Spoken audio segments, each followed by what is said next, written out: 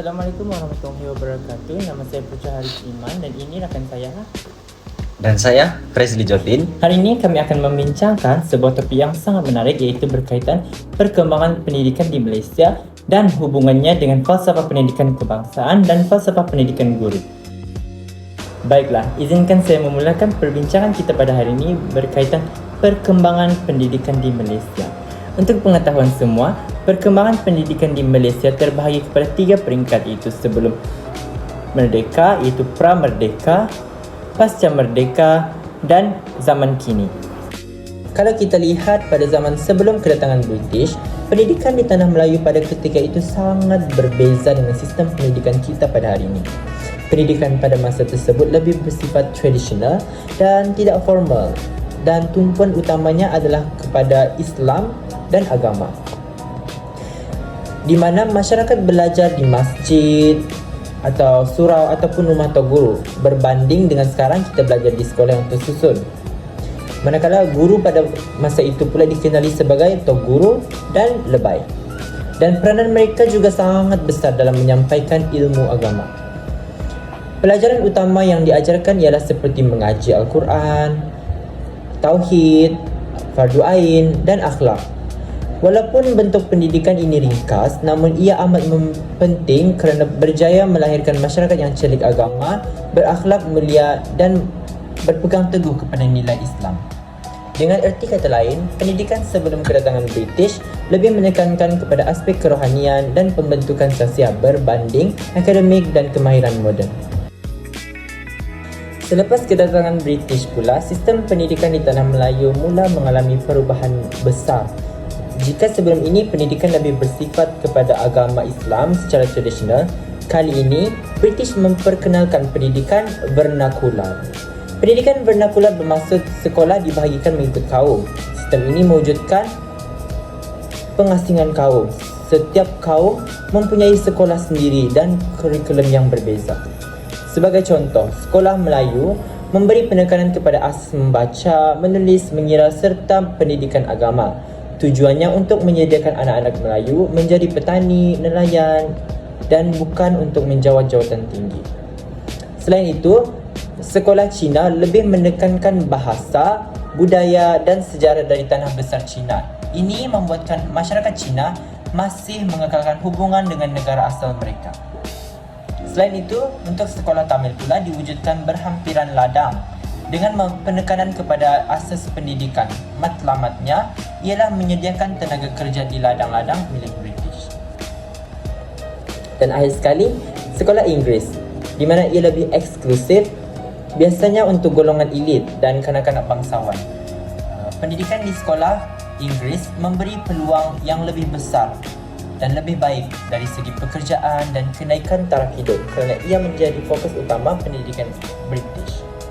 Jadi, jelas di sini bahawa fokus pendidikan British sebenarnya bukanlah menyatupadukan rakyat, tetapi ia memenuhi kepentingan ekonomi dan pentadbiran mereka sendiri.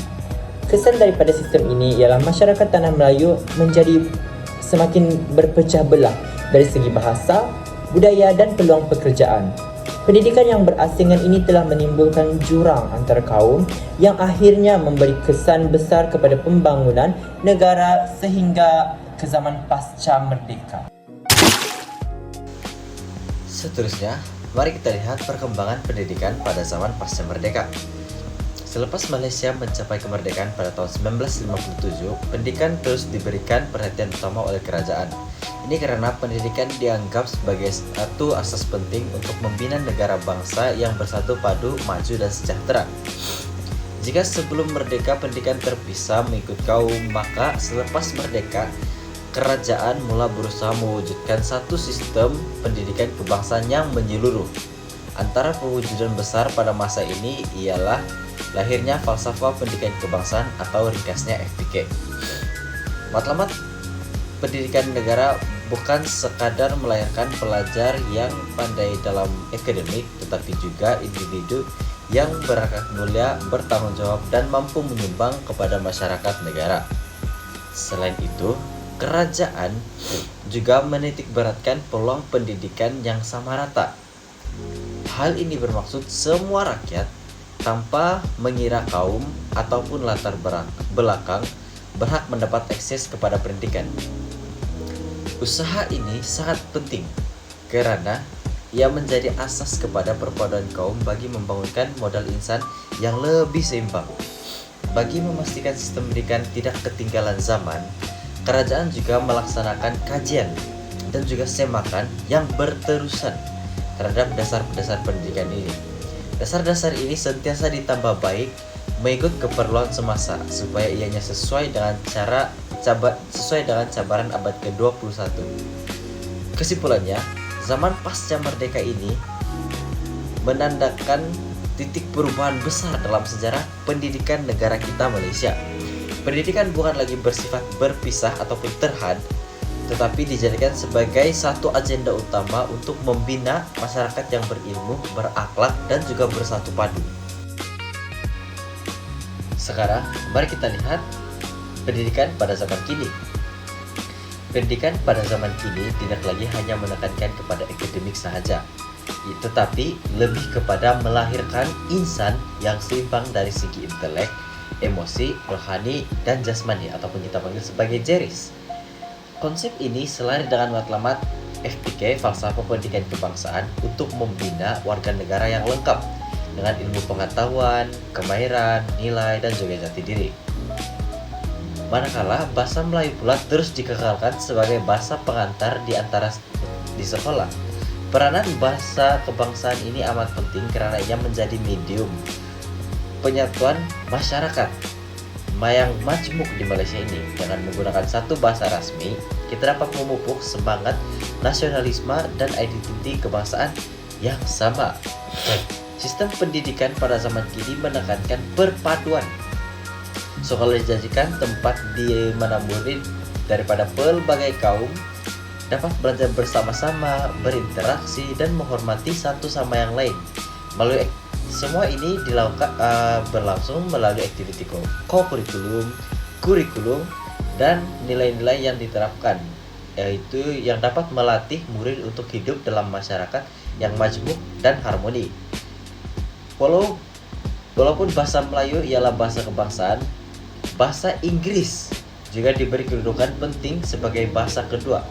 Hal ini karena bahasa Inggris merupakan bahasa antara bangsa yang digunakan dalam bidang sains, teknologi, ekonomi, dan komunikasi global.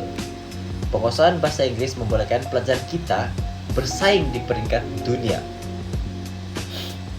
Pada zaman kini, kita juga menyaksikan usaha kerajaan untuk memastikan setiap kanak-kanak tanpa mengira kaum, agama, jantina, atau latar belakang mereka mendapat akses kepada pendidikan. Usaha ini termasuk menyediakan sekolah di kawasan luar bandar, bantuan keuangan kepada keluarga yang berpendapatan rendah, dan penggunaan teknologi untuk merapatkan jurang pendidikan.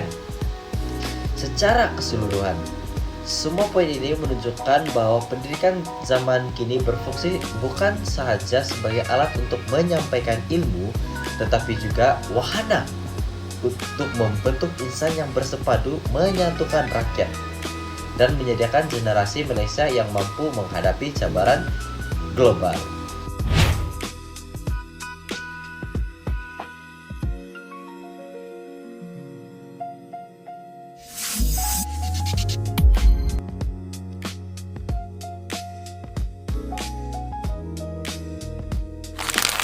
Jika tadi kita sudah lihat perkembangan pendidikan di Malaysia dari zaman pra-merdeka hingga ke pasca merdeka dan hingga ke zaman kini, dan kita telah melihat apa itu FPK dan FPG. Jadi, apa pula hubungan perkembangan pendidikan dengan FPK dan FPG tadi? Hubungan yang pertama ialah FPK dan FPG masing-masing memperkasa sistem pendidikan, di mana jika kita boleh lihat di sini, FPK ialah pendidikan yang boleh diukur secara formal dan tidak formal agar dapat meluaskan pengetahuan murid dari semasa ke semasa. Pendidikan yang berterusan juga dapat membantu individu dalam menyesuaikan diri sekiranya berlaku sesuatu perubahan, contohnya dengan mengikut peredaran sistem pendidikan dari antarabangsa. Manakala bagi FPG pula, guru perlu menjamin perkembangan individu sesuai dengan zaman peredaran murid. Guru pula memastikan dan mengutamakan peluang dalam memperkembangkan potensi dan bakat murid sama ada dari aspek intelek, rohani, emosi dan jasmani. Sebagai contoh, perkembangan pendidikan di Malaysia sentiasa berpaksikan falsafah pendidikan kebangsaan ataupun FPK yang menekankan pembinaan insan seimbang. Segala dasar seperti KBSR, KSSR hingga pendidikan digital dilaksanakan bagi memenuhi matlamat ini. Falsafah pendidikan guru pula memastikan guru berperanan sebagai pendidik berilmu dan berakhlak untuk melaksanakannya.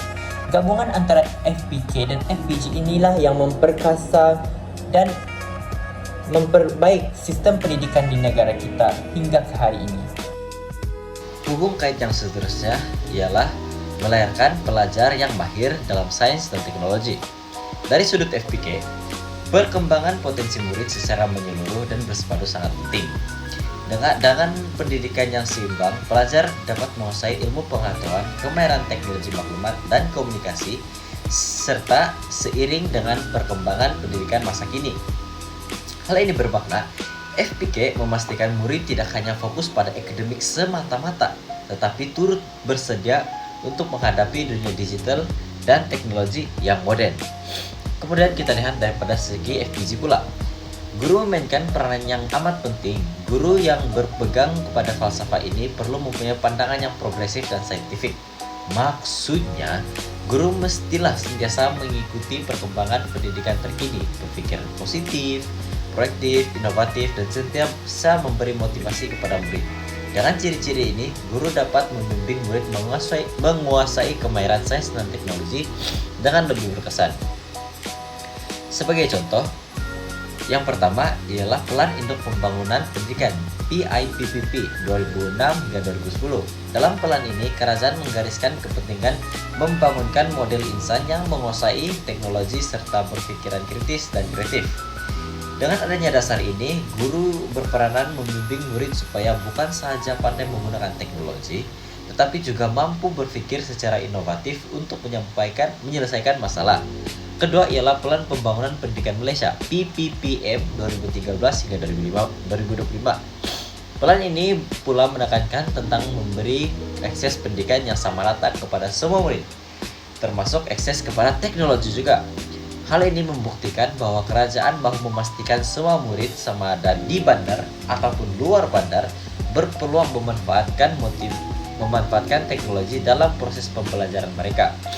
Dengan kedua-dua plan ini, jelaslah bahwa pendidikan negara kita bukan saja menekankan akademik, tetapi juga memastikan murid mahir dalam sains dan teknologi, sambil guru melaksanakan peran mereka seperti yang digariskan oleh FP. Seterusnya, hubung kait ketiga itu melahirkan pelajar berpekerti mulia.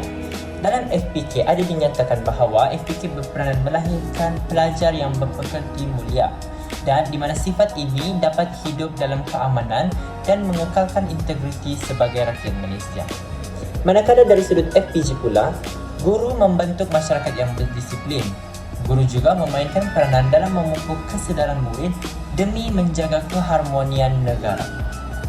Sebagai contoh, sejak pada zaman pramerdeka seperti yang kita sedia maklum, pendidikan di Malaysia berkembang daripada sistem vernakular yang terpisah kepada sistem kebangsaan selepas merdeka. Seterusnya diperkukuh lagi dengan pelbagai kurikulum moden hingga ke hari ini. Sepanjang perkembangan ini, falsafah pendidikan kebangsaan menjadi panduan untuk melahirkan insan seimbang dan berpekerti mulia, manakala falsafah pendidikan guru pula memastikan guru berperanan mendidik ilmu, nilai dan akhlak yang tinggi. Hubungan kedua-duanya jelas menunjukkan bahawa perubahan pendidikan dari dahulu hingga ke hari ini bukan sekadar untuk pembangunan ilmu semata-mata, tetapi juga untuk membentuk masyarakat yang berilmu, berakhlak dan bersatu padu. Hubung kait yang terakhir ialah profesi guru dan kualiti guru yang kompetitif. Falsafah pendidikan kebangsaan atau FPK menjadi dasar utama pendidikan negara yang bertujuan melahirkan insan yang seimbang daripada sejeris. Ia menetapkan hala tuju besar sistem pendidikan Malaysia ini. Manakala FPG pula, dibina sebagai panduan khusus kepada profesi keguruan. Ia memastikan setiap guru berperanan sebagai agen pelaksana yang mendukung cita-cita FPK ini. Hubung kaitnya adalah FPK menyediakan visi tentang insan yang ingin dibentuk, manakala FPG menentukan ciri-ciri guru yang diperlukan untuk mencapai visi itu. Contohnya, untuk melahirkan insan seimbang seperti yang dikehendaki FPK, guru mestilah kompetitif, berpengetahuan, kreatif, mempunyai kemahiran pedagogi yang mantap, serta berakhlak mulia. Inilah kualitas guru yang digariskan oleh FPG. Kesimpulannya, FPK dan FPG saling melengkapi.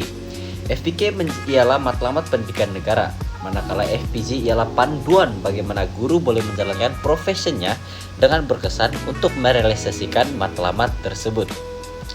Contoh lain, bukti lain ialah kita boleh lihat melalui laporan Barnes pada tahun 1950. Laporan ini sudah ditekankan kepentingannya yaitu meningkatkan kualitas guru dengan menambah baik tahap penguasaan pedagogi di maktab, serta menyediakan kurikulum latihan guru yang lebih sesuai. Ini menunjukkan bahwa sejak awal lagi, profesi guru memang dianggap sangat penting dalam membentuk sistem pendidikan yang berkesan. Selain itu, usaha memperkukuhkan profesi guru diteruskan lagi melalui Plan Induk Pembangunan Pendidikan atau PIPP 2006 hingga 2010.